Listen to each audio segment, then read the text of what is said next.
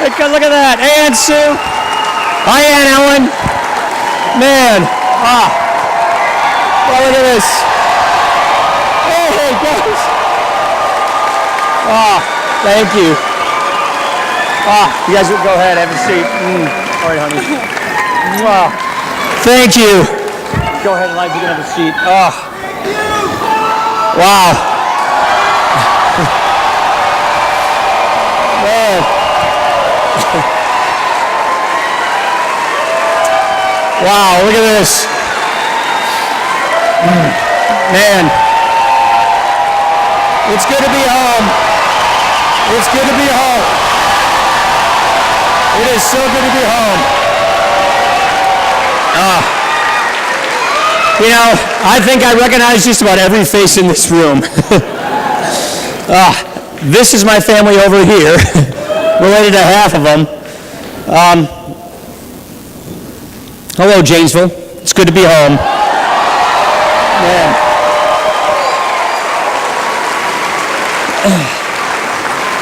You know, now you know I'm one of the less articulate members of the Ryan family. Thanks, Tobe. I really appreciate it. And let me say, on behalf of Jana and our kids, we just want to thank everybody here in the community for their just amazing outpouring of support. It means so much to us. Just like Tobe said, I've spent a lot of time in this gymnasium. I never really was this close to center court. Most of my stuff was outside in the bowl in the back on soccer and track. But this gym means so much. It's so familiar. It's just like all the gymnasiums around this country. And Janesville's like that. It's that kind of community.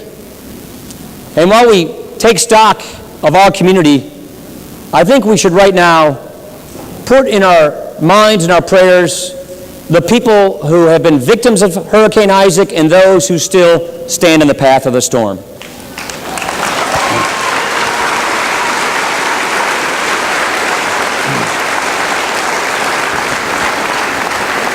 I also want to thank the Janesville Police Department. These guys are great. They've been phenomenal. You saw my priest, Father Randy. Thank you, Father Randy.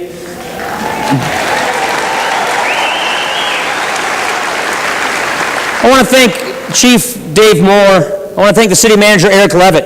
They've been phenomenal. And I want to thank our neighbors on Courthouse Hill for indulging all of this and for their patience. We really appreciate that. And I want to thank everybody in the broader community. Thank you. I know this has put a lot in Janesville, and I want to thank you, and I want to just tell you how proud I am to come from Janesville, Wisconsin.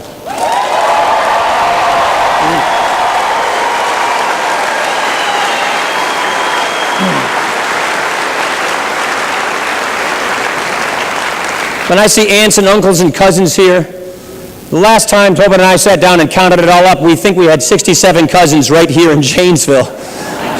Helps you win a town like that.